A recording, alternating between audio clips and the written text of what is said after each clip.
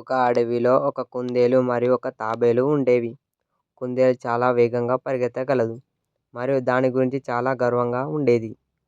తాబేలు చాలా నెమ్మదిగా నడుస్తూ కానీ చాలా మొండిది. ఒకరోజు కుందేలు తాబేలుని చూసి నవ్వింది.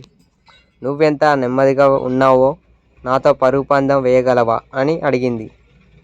తాబేలు నవ్వింది. ఎందుకు ఎందుకు కాదు, నేను నిన్ను ఓడిస్తాను చూడు అని బదులిచ్చింది. కుందేలు నవ్వింది కానీ సరే అని ఒప్పుకుంది. పరుగు పందెం మొదలైంది. కుందేలు చాలా వేగంగా పరిగెత్తింది మరియు తాబేలు చాలా వెనుకబడిపోయింది. కొంత దూరం వెళ్ళిన తర్వాత కుందేలు అలసిపోయింది. తాబేలు ఇంకా చాలా వెనుకబడి ఉంది, నేను కొంచెం సేపు విశ్రాంతి తీసుకుంటాను అని అనుకుంది. కుందేలు ఒక చెట్టు కింద పడుకొని నిద్రపోయింది. తాబేలు నెమ్మదిగా కానీ నిరంతరంగా నడుస్తూ ఉంది. కుందేలు లేచేసరికి తాబేలు గమ్యస్థానానికి చేరుకున్నది.